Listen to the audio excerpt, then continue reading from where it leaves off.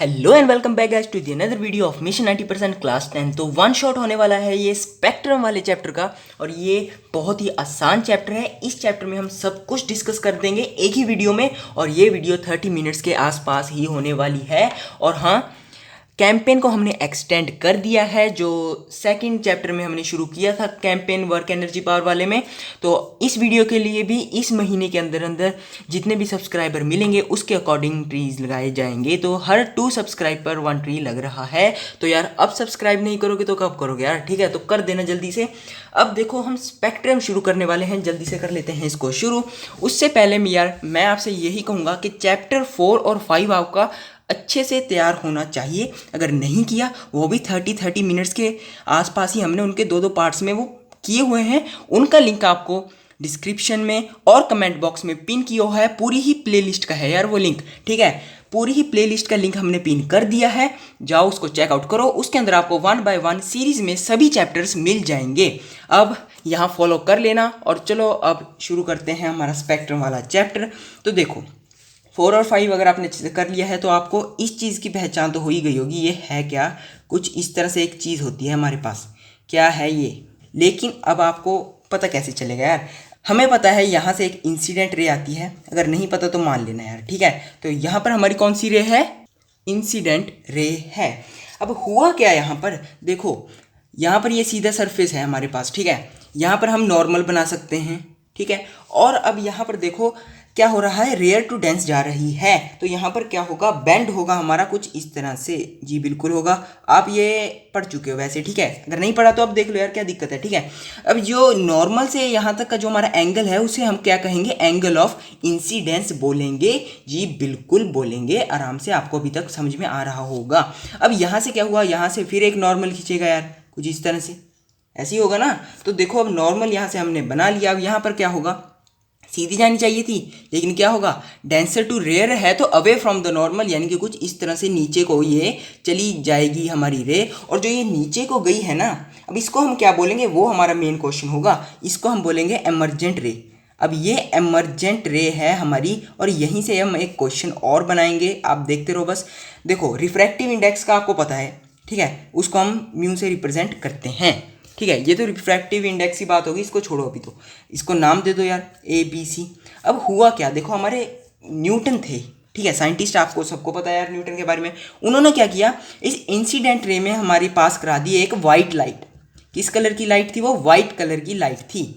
अब white colour की यहाँ से लाइट गई, जब ये पास हुई तो हुआ क्या, यहाँ पर अलग अलग कलर बन गए, कुछ इस तरह से 7 कलर्स बने थे हमारे। वो कलर थे विबग्योर, यानी कि रैम्बो, VIBGYOR। कुछ इस तरह से हमें सबसे ऊपर रेड कलर दिखा, छोटे छोटे थे, ठीक है? रेड दिखा, फिर नीचे orange, yellow, green, blue, Indigo, और एंड में हमें वॉयलेट दिखा। अब जो ये यहाँ पर हमें दिखे कलर, जो ये कलर थे, इसने हमें क्या प्रूव करके दिया कि जो हमारी लाइट है वो क्या है, पॉलीक्रोमेटिक है। White light is polychromatic in nature. यहाँ पर हम लिख देते हैं पॉलीक्रोमेटिक।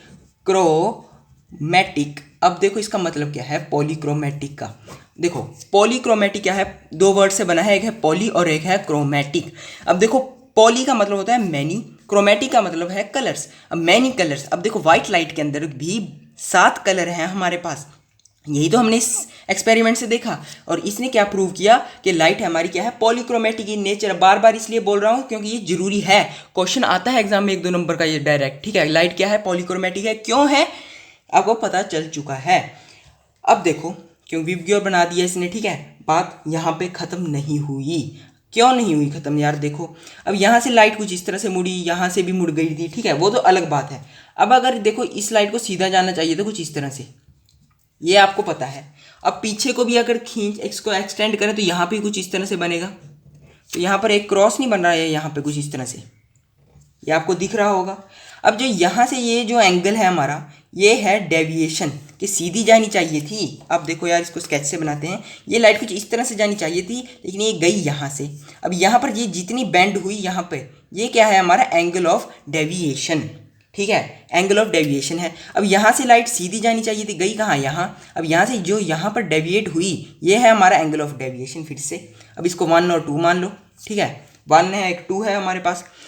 अब यहाँ से आप क्या ये कह सकते हो कि ये लाइट कुछ सीधी इस तरह से जानी चाहिए थी, गई यहाँ पर, तो ये टोटल हमारे पास क्या है, फिर से एंगल ऑफ डेविएशन, मतलब ये वाला एंगल ऑफ डेविएशन 1 और 2 को ऐड करके आ रहा है हमारा। It's that simple. अब यहाँ से मैं क्या लिख सकता हूँ कि एंगल ऑफ डेविएशन किसके इक्वल आएगा, एंगल ऑफ फर्स्ट डेविएशन और एंगल ऑफ सेकंड डेविएशन के।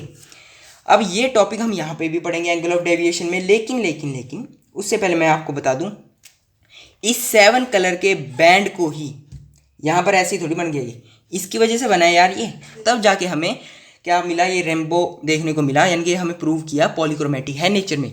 अब यहाँ से हम क्या कह सकते हैं कि बैंड ऑफ 7 कलर्स, इस चीज़ को हम क्या कहेंगे, स्पेक्ट्रम कहेंगे। अब देखो हमने 2 चीज़ें सीखी हैं कि band of 7 colour is called spectrum, और दूसरी चीज़ है हमारी कि लाइट हमारी पॉलीक्रोमेटिक है नेचर में। किसने प्रूव किया था, न्यूटन ने। क्यों है, क्योंकि यहाँ पर हमें जैसे ही व्हाइट लाइट को स्पेक्ट्रम से पास किया, हमें क्या देखने को मिला, विब क्योर बैंड ऑफ 7 कलर्स देखने को मिला।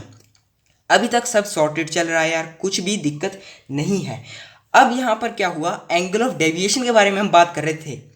अब देखो एंगल ऑफ डेविएशन डिपेंड करता है कुछ चीज़ों पर, ये तो हम हर चैप्टर में कर रहे हैं यार, ठीक है, ये हम हर चैप्टर में कर रहे हैं कि एंगल ऑफ डेविएशन कह लो या पिछले चैप्टर में कह लो, किसी भी चीज़ की डिपेंडेंस आपको याद कर लेनी है, बहुत इंपॉर्टेंट होती है। अब ये एंगल ऑफ डेविएशन किस पर डिपेंड कर रहा है, क्या हम कह सकते हैं ये डिपेंड कर रहा है हमारा आई पर, मतलब कि एंगल ऑफ इंसिडेंस। जी बिल्कुल कर रहा है यार, ये देखो यहीं से तो हमें पता चल रहा है, ठीक है ना। तो एंगल ऑफ इंसिडेंस है हमारा, क्योंकि यहाँ से ये हमारा एंगल ऑफ इंसिडेंस अगर ज़्यादा होगा कम होगा उससे इफेक्ट पड़ेगा ये, ठीक है। मैथ्स में आप पढ़ चुके हो अल्टरनेटिव एंगल का कंसेप्ट, ठीक है। तो फर्स्ट है हमारा एंगल ऑफ इंसिडेंट। यहाँ पर हमारा एंगल था प्रिज्म का। अब मान लो ये प्रिज्म थोड़ा ज़्यादा फैला हुआ होता, कुछ इस तरह से हो सकता था, ये प्रिज्म जरूर थोड़ी है प्रॉपर ट्रायंगल शेप में हो, किसी भी शेप में हो सकता था, क्या था, स्क्वायर होता, स्क्वायर वाला प्रिज्म भी होता, अलग चीज़ है। तो हम क्या कह सकते हैं, एंगल ऑफ प्रिज्म, जिसको हम ए से रिप्रेजेंट करते हैं, इसको मैं लिख भी देता हूँ एंगल ऑफ प्रिज्म।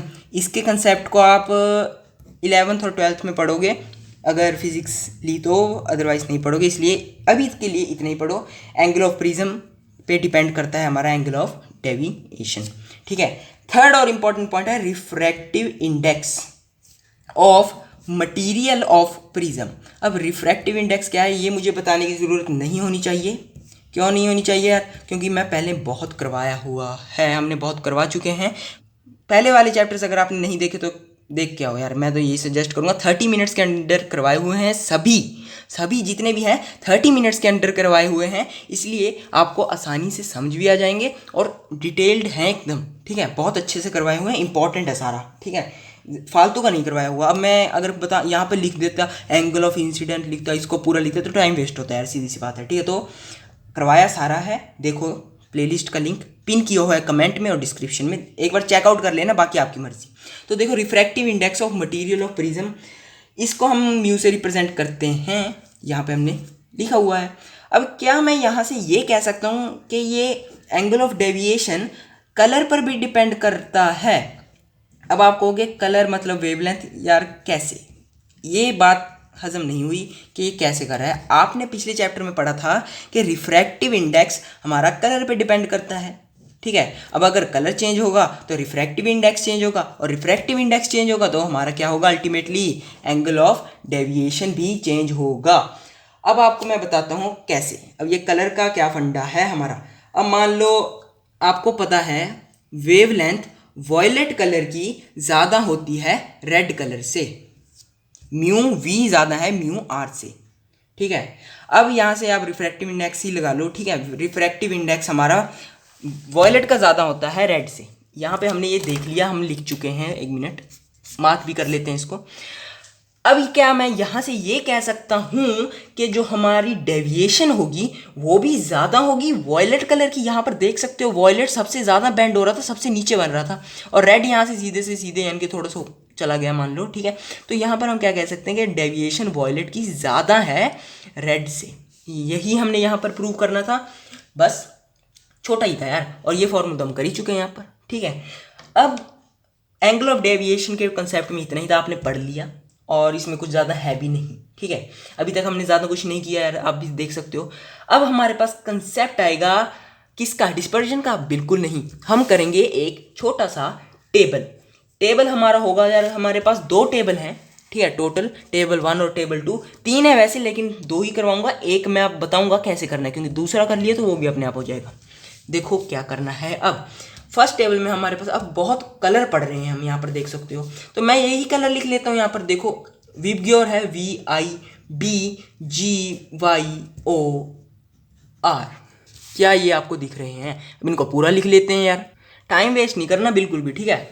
कलर हमने यहाँ पर लिख लिए। अब देखो यार, इनकी ना वेवलेंथ होती है एक, हमारे पास वेवलेंथ सबकी होती है अलग अलग, वो हम यहाँ पर मैं आपको बताऊंगा कैसे लिखना है, वैसे तो सारा ठीक है। और हमारे पास और भी होती है एक चीज़, होती है पी, स्पीड कह लो इसको यार, ठीक है। ये इसका फॉर्मूला आपने पढ़ा है पिछले चैप्टर्स में, C by wavelength, C by lambda होती है। C की वैल्यू क्या होती है हमारी? 3 पॉइंट कितनी पढ़ा हुआ है यार, 3 × 10⁸। तो इसको यार आपको मल्टीप्लाई करना है 10⁻14 से, आंसर हमारा हज़ार्ड्स में आएगा, ठीक है। ये इस तरह से लिख देना, V का फॉर्मूला लिखें इंटू 10⁻14, वही हम यहाँ पर लिखेंगे। अब इनकी मैं जल्दी से वैल्यूज़ भर देता हूँ जो आपको मेन याद करनी है। थोड़ा जूम कर लेते हैं अब इसको, ठीक है, जूम हो गया होगा, दिख रहा हो आपको अच्छे से। तो देखो 4000 से शुरू होती है, पहले मैं इतना बता दूँ, और ये ख़त्म होगी हमारी 8000 पे।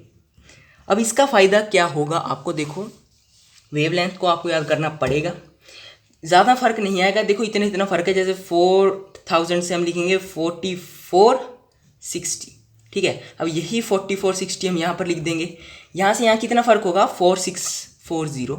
इस तरह से हम यहाँ पर 4640 सेम लिख देंगे, कुछ इस तरह से हमारा चलेगा। ये यहाँ से 5000 आएगा यार, ठीक है, 5000 है, तो इसके अंदर हम कितना ऐड करेंगे? 780 होगा यार, बुक चेक कर लेना, वैसे यही आएगा, ठीक है।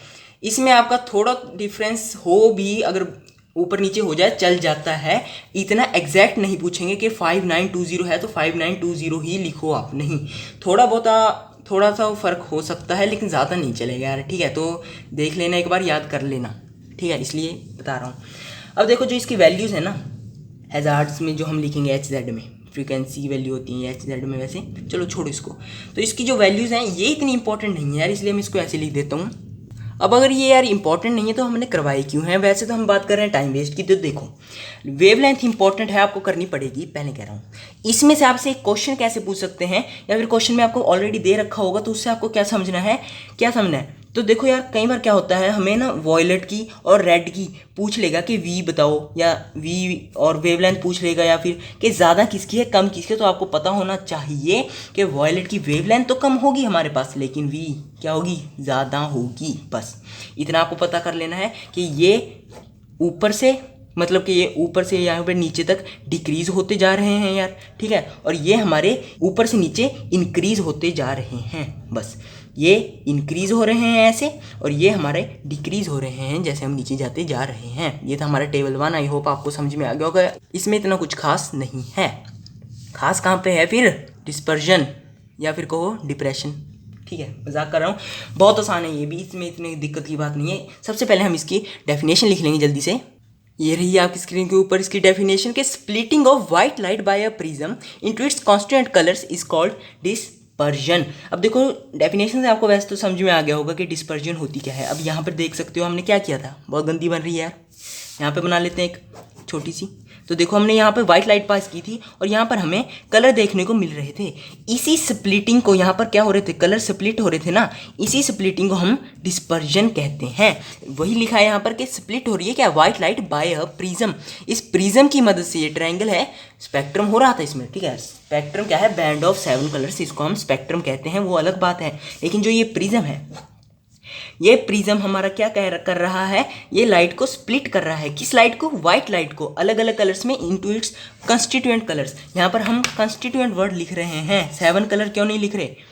क्योंकि कुछ लाइट होती हैं यार, डिफरेंट लाइट्स भी तो हो सकती हैं, जरूरी थोड़ी है साथ ही कलर बने, ठीक है। तो समझो, splitting of white lights by a prism into its constituent colour, जो जो कलर उस वाइट लाइट के अंदर हैं उसी में डिवाइड होगी। क्या पता किसी लाइट में कोई कलर ना हो, तो उसको भी डिस्पर्जन बोलेंगे ही ना। तो यहाँ पर लिखा है इनटू इट्स कॉन्स्टिट्यूएंट कलर्स, उसको भी हम डिस्पर्जन कहेंगे कि वाइट लाइट से अलग अलग कलर्स बन जाएं प्रिज्म की मदद से, उसको हम डिस्पर्जन बोल रहे हैं। अब ये डिस्पर्जन होती क्यों है वो हम यहाँ पर लिखेंगे। अब देखो स्पीड आपको पता है, सबसे पहले मैं स्पीड की बात कर लेता हूँ। देखो किसी की ज़्यादा होती है, किसी की कम होती है। ये हम सब 4th चैप्टर में पढ़ चुके हैं अच्छे से। अगर नहीं देखा तो क्या कर रहे हो, देख लो अब तो जाके, ठीक है। तो वीडियो को अभी पॉज कर देना अगर नहीं देखा यार, अच्छे से करो पहले उसको, ठीक है। तो देखो अब कॉज क्या है हमारा, चेंज इन, किस चीज़ में change, change in speed of light. अब देखो स्पीड ऑफ लाइट में हमारा आ गया है चेंज, ठीक है। स्पीड ऑफ लाइट हमारी क्या हो रही है, चेंज विद वेवलेंथ। अब यहाँ पर वेवलेंथ मैंने क्यों लिखी है, अब यहाँ पर आपको पता है वेवलेंथ अलग अलग कलर की अलग अलग होती है। तो अलग अलग कलर की अगर अलग अलग वेवलेंथ है तो स्पीड भी उनकी अलग अलग होगी, और स्पीड अलग अलग है तो क्या होगा, कोई लाइट होगी वाइट लाइट से, जो अगर मान लो हमारी रेड लाइट है उसकी स्पीड ज़्यादा होती है ना, तो वो सीधी चली गई तो उस पर कम इफेक्ट आएगा। वॉयलेट की थोड़ी स्लो बेचारी, वो बेंड हो गई, थोड़ी और बेंड हो जाएगी, ठीक है। यहाँ पर कुछ इस तरह से प्रिज्म है हमारा, तो इस तरह से यहाँ पर डिफरेंस आ जाता है, डिस्पर्जन हो जाती है, अलग अलग सेपरेट हो जाते हैं, स्प्लिट हो जाते हैं, कहने का मतलब, ठीक है। तो यही इसका कारण है। क्या कारण है इसका, कॉज क्या है हमारा, स्पीड ऑफ लाइट अलग अलग होती है और चेंज हो जाती है, ठीक है। Change in the speed of light with wavelength. यहाँ पर मैं लिख भी देता हूँ इसको पूरा, वेवलेंथ, क्योंकि इंपॉर्टेंट है यार, ठीक है। वेवलेंथ ये आपको अब समझ में आ चुका होगा। टेबल 2 करेंगे, ये लास्ट चीज़ है, लेकिन इससे पहले मैं आपको एक और चीज़ बता देता हूँ। चलो यार, वेव्स होती हैं अलग अलग तरह की। तो देखो इस टेबल का नाम है हमारा इलेक्ट्रोमैग्नेटिक स्पेक्ट्रम। अब देखो बहुत बहुत बहुत ज़्यादा इम्पॉर्टेंट है। अगर आपसे ये टेबल नहीं बनेंगे तो इसका एक अच्छा मतलब कि अच्छी तरह से हमने बना रखे हैं। ये देखो नोट्स की आपको झलक दिखा देते हैं, थोड़ी सी प्रीमियम नोट्स की, प्रीमियम क्वालिटी की हम आपको दिखाएंगे एक झलक, जो हमने पहले कभी नहीं दिखाई, इस वीडियो में दिखाएंगे। अब देख लो जल्दी से देख लेना। तो देखो ये कुछ इस तरह से नोट्स आपको मिलेंगे अगर आप बाय करते हो। हैंड रिटन है इसलिए बहुत अच्छे से समझ में आ जाएंगे आपको। कुछ इस तरह से हमने बना रखे हैं, ठीक है। यहाँ से आपको सब समझ में आ जाएगा। तो इलेक्ट्रोमैग्नेटिक स्पेक्ट्रम भी हम यहीं से समझ लेते हैं। क्यों, टेबल कहाँ बनाएंगे। अब यार देखो वेव्स होती हैं अलग अलग तरह की, इनकी ट्रिक्स वगैरह इसी में लिख रखी हैं। सारा नोट्स में आपको नहीं दिखा सकता, ठीक है। उसके लिए आपको क्या करना है, वीडियो के एंड में एक ऐड आएगी, उसको देख लेना, समझ में आ जाएगा सारा कुछ, ठीक है, कैसे नोट्स वगैरह मिलेंगे आपको। तो इलेक्ट्रोमैग्नेटिक स्पेक्ट्रम के अंदर हमारे पास वेव्स होती हैं, radio waves, microwaves, infrared rays, visible rays, UV rays, X rays, gamma rays. इनको याद कैसे करना है यार, ट्रिक आपको वैसे तो गूगल पे बहुत मिल जाएगी, ऐसे कर लेना यार, ठीक है। आप लिख सकते हो इसको कि Rohan's mother is visiting uncle Xavier's garden, इस तरह से आप याद कर सकते हो। या फिर याद कर सकते हो आप ऐसे, ग्रैंड माज X U V in my race, इस तरह से याद कर लो। बहुत सारे ट्रिक होते हैं यार, किसी तरह आप याद कर सकते हो। सीरीज में याद करना बस, ठीक है, या तो ऐसे याद कर लो या उल्टा याद कर लो, लेकिन सीरीज होनी चाहिए। अब आपको क्या पता है, इनकी वेवलेंथ नहीं पता तो याद करनी पड़ेगी यार। अब देखो हमने जो वो वहाँ पर कलर की देखी थी 4000 से, यहाँ पर आपको दिखा भी देते हैं, क्या दिक्कत है, स्पेशल एडिशन, स्पेशल वीडियो के लिए, ठीक है। 4000 से 8000 लिखी थी, लेकिन ये हमारी एमस्ट्रॉन्ग में थी, ठीक है। यहाँ पर हम न्यूटन मीटर की बात कर रहे हैं, तो क्या होगा, एक जीरो कम हो जाएगी ना। तो देखो विजिबल रेज कौन सी होती हैं, जो कलर होते हैं वो हमें दिखते हैं यार। तो ये हमारे 400 से 800 हमने लिखा हुआ है, क्योंकि ये न्यूटन मीटर है। वह अगर एमस्ट्रॉन्ग होता तो 4000 से 8000 आ जाता है यहाँ पर। तो अब देखो विजिबल रेज का आपको पता चल चुका है, ठीक है। यहीं से आपको बाकियों का भी पता चल जाएगा। अब कैसे, देखो नीचे जैसे जैसे जाते जा रहे हैं कम होता जा रहा है हमारा। तो ऊपर सबसे ज़्यादा होगा 10 की पावर 10 होगी रेडियो वेव्स की। अब इसके अंदर 4 माइनस कर दो तो 10 की पावर 6 आ जाएगी। अब 6 यहाँ पर जैसे आप लिखोगे तो यहाँ पर भी 6 होगा ना, तो विजिबल के ऊपर ही है। विजिबल का आपको याद है 4 से 800, तो यहाँ पर आप 800 लिख दोगे, और 400 आप यहाँ पर लिख ही रहे हो क्योंकि आपको ये 400 से 800 याद है। अब सीधा 10 पे आ जाना, क्योंकि ऊपर 10 10 की लिख रहे हैं, पावर मत लिखो। 10 की पावर अगर यहाँ पे आपने लिख दी तो 10 की पावर -2 हो जाएगी एक्स रेज में, और गामा रेज की सबसे कम 10 की पावर -2। मतलब क्या है कहने का, कि रेडियो वेव्स का याद कर लो 10 की पावर 10 है, और गामा रेज का याद कर लो 10 की पावर -2 है। विजिबल रेज का आपको याद है, तो आप ये सारा कर सकते हो, ठीक है। अब मैं आपको एक और चीज़ दिखाता हूँ। ये टेबल है हमारा एक, ये हमने पेस्ट किया हुआ है इसके अंदर, बहुत ज़्यादा इंपॉर्टेंट। ये वही रेज हैं जो लिखी हुई है नेम ऑफ द वेव। ये आपका टेबल बुक में भी होगा वैसे तो यार, ठीक है। इसमें से आपको क्या करना है मैं आपको वो बता देता हूँ। जो हाईलाइट किया हुआ है सिर्फ वो पढ़ो, बाकी आपको और कुछ नहीं करना। जो बाकी लिखा है वो एक तरह से फालतू लिखा हुआ है, ये समझ के चलो, ठीक है। बच्चे क्या करते हैं, सारा पढ़ेंगे जो दिया हुआ है बुक में, ठीक है, ये चीज़ें पढ़ेंगे, टाइम वेस्ट करेंगे, ठीक है, सीधी सी बात है, वो टाइम उनका वेस्ट ही होगा, कुछ ज़्यादा उसमें खास होने नहीं वाला। और मार्क्स अल्टीमेटली कम आते हैं जो बच्चे फालतू पढ़ते हैं, ये एक फैक्ट है। देखो हार्ड वर्क से और ज़्यादा अच्छा, ठीक है, हार्ड वर्क से ज़्यादा अच्छा स्मार्ट वर्क होता है, ये आपको भी पता है, ठीक है। तो गामा रेस की आपको क्या करनी है, ये रेस लिख लेनी है, वही है यार, कैसे भी कर लो, grand mass X U V in my race, ठीक है। तो वेवलेंथ आपको पता चल चुकी है, आपने याद कर ली थी। डिस्कवरी में आपको कुछ नहीं पढ़ना, सिर्फ न्यूटन का आपको मैंने बता ही दिया था, वो भी अब आपको याद हो गया होगा, इसलिए यहाँ से आप कुछ मत करना। सोर्स आपको 1 या 2, बस 1 से 2 सोर्स करने हैं, और बाकी मेथड ऑफ डिटेक्शन आपको पता होनी चाहिए। अब देखो नेम ऑफ द वेव याद है आपको, वेवलेंथ आपको याद हो जाएंगी, डिस्कवरी आपको करनी नहीं है, बच्चे क्या, सोर्स और मेथड ऑफ डिटेक्शन। और अगर इस चैप्टर में से, स्पेक्ट्रम वाले चैप्टर में जो सबसे ज़्यादा इंपॉर्टेंट चीज़ है तो वो यही 2 चीज़ें हैं। अब देखो अगर मान लो इसमें से 10 नंबर का आपके पास आ रहा है, यहाँ पे लिख देते हैं, स्पेक्ट्रम वाले चैप्टर में से 10 नंबर का अगर आपके पास आता है, 10 नंबर के क्वेश्चंस आते हैं, तो मैं ये अश्योर कर सकता हूँ कि 10 में से 6 से 7 या फिर हो सकता है 8 नंबर का इन्हीं 2 चीज़ों में से आए, और एक वेवलेंथ, ठीक है। तो वेवलेंथ, सोर्स और मेथड ऑफ डिटेक्शन आपको याद होनी चाहिए, ज़्यादा कुछ नहीं है, सेम ही हैं ज़्यादातर, ठीक है। कैसे, फोटोग्राफी होगी, ये देखो फोटोग्राफिक प्लेट लिखी हुई है, यहाँ पर फोटोग्राफिक फिल्म है, ठीक है, बहुत सारी चीज़ें हैं। अब आपको मैं बताता हूँ कैसे करना है इसको याद। देखो यार इतना तो कुछ है नहीं। तो गामा रेज का सोर्स क्या है, कॉस्मिक रेज है। एक्स रेज में हमारे पास क्या है, हैवी मेटल हो गया। अल्ट्रावायलेट सनलाइट से हमें मिलती है यूवी रेज, ठीक है, सनलाइट की वजह से तो होती है, वो तो आपको पता ही है। विजिबल लाइट भी आपको सनलाइट से मिलती है, या फिर आप देख सकते हो वहाँ से, जब सूरज को देखते हो वहाँ से भी तो वाइट लाइट ही आ रही होती है, सनलाइट, वो देख तो सकते हो आप, ठीक है। उसके बाद इंफ्रारेड रेज के लिए आप रेड हॉट बॉडीज लिख सकते हो। अब देखो इंफ्रारेड, इसके नाम में ही रेड है, इंफ्रारेड, ये रेड हॉट बॉडी, ये सभी चीज़ें आपको कहाँ से देखने मिलेंगी, नोट्स में से मिलेंगी। नोट्स कैसे मिलेंगे, वीडियो के एंड में ऐड आएगी, उसको देखना है, ठीक है। इंफ्रारेड है यहाँ पर, इसको थोड़ा ऐसे कर लो, ठीक है। क्या है ये, इंफ्रारेड, यहाँ पर आप रेड कलर लिखा तो हुआ है, यही रेड है यहाँ पर, रेड हॉट बॉडीज। उसके बाद हमारे पास माइक्रोवेव्स है। देखो यार माइक्रोवेव घर पे भी होता है ना, इलेक्ट्रॉनिक डिवाइसेस लिख सकते हो यार, ठीक है, घर पे होते ही हैं। तो रेडियो वेव्स क्या है, हमारी रेडियो ट्रांसमीटर से है, ठीक है, सब कुछ कनेक्टेड ही तो है, बस थोड़ा सा आपको ध्यान देने की जरूरत है, ठीक है। सोर्स याद हो गए तो मेथड ऑफ डिटेक्शन में क्या है, कुछ भी नहीं है। अब देखो कॉस्मिक रे हैं तो ये क्या है, लार्ज पेनिट्रेटिंग पावर से पता चल सकती है हमें, उनकी पेनिट्रेटिंग पावर बहुत ज़्यादा होती है गामा रेज की। हल्क बना था ना एवेंजर्स में, अगर एवेंजर देखी हुई है तो आपको ये मेथड ऑफ डिटेक्शन याद हो जाएगा, ठीक है। एंड गेम किस किस ने देख ली, कमेंट कर देना आप जल्दी से, ठीक है। लाइक तो आपने कर ही दिया होगा यार, और सब्सक्राइब के लिए मैं नहीं कहने वाला क्योंकि कैंपेन चल ही रहा है, आपको पता ही है, ठीक है। तो देखो X rays photography at fog night. अब आपने क्या देखा होगा, रात को कई बार नाइट विजन होता है, वो किस लिए होता है, फोटोग्राफिक फिल्म, उसके अंदर एक्स रेज की वजह से ही हम देख सकते हैं, या फिर कहीं जिंक सल्फाइड की स्क्रीन होती है, ZNS स्क्रीन भी कह सकते हो, लेकिन फोटोग्राफिक फिल्म आपके लिए आसान रहेगा। उसके बाद यूवी रेज के लिए फ्लोरेसेंस होती है, उससे हम पहचान सकते हैं इसको, ठीक है, फ्लोरेसेंस होती है। विजिबल लाइट को तो आप यार पूरी दुनिया में कहीं से भी कोई डिटेक्ट क्या कैसे करोगे, आंखों से, ठीक है, अगर वो हैं तो यहाँ पर बाय आइज लिख सकते हो यार, आंखों से ही बता सकते हैं हम उनको। और इंफ्रारेड, रेड हॉट बॉडीज है, हॉट क्या है, गर्म, हीटिंग इफेक्ट इज मोर, पता चल जाएगा गर्म होगी चीज़, इंफ्रारेड वेव्स हैं, ठीक है। माइक्रोवेव्स क्या है, इलेक्ट्रिक सर्किट। अब देखो यार इलेक्ट्रॉनिक डिवाइसेस हैं, माइक्रोवेव घर पे कैसे चलाते हो, इलेक्ट्रिक सर्किट लगा होता है ना कोई, ठीक है, ये नहीं है बटन दबाया चल गया, कोई उसके पीछे का समझना है आपको, ठीक है।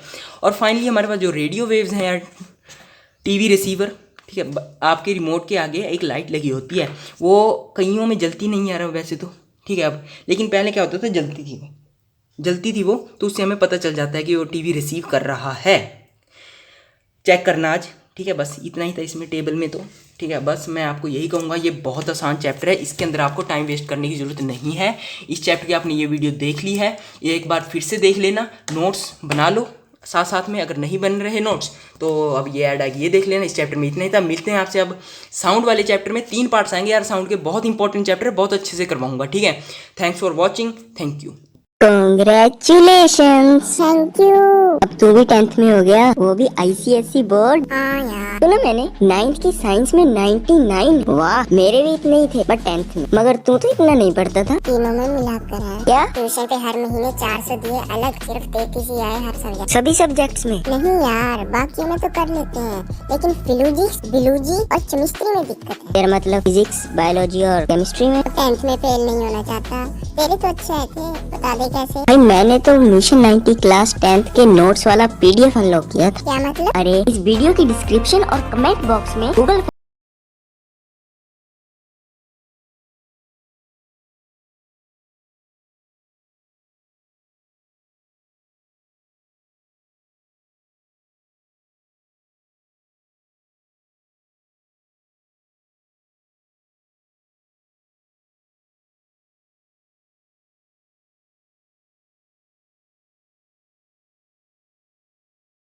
Thank you Sanjana. Thank you छोड़, अभी मैंने तुझे ये बताया। हाँ? तो कूपन कोड के सेक्शन में मेरी UPI ID डाल, मुझे भी 20 रुपए मिलेंगे। वाह यार, मतलब जितने रेफर उतनी कमाई भी। और क्या, फ्री में थोड़ी बताऊंगी तुझे। सही है यार, अभी लेता हूँ नोट्स, और 2 फेलियर तो मेरे पास भी है। कौन? यश, साहिल और आशीष। 40 रुपए तो इनके ही बन जाएंगे मेरे, और अभी और भी है। हाँ, बता दे उनको भी।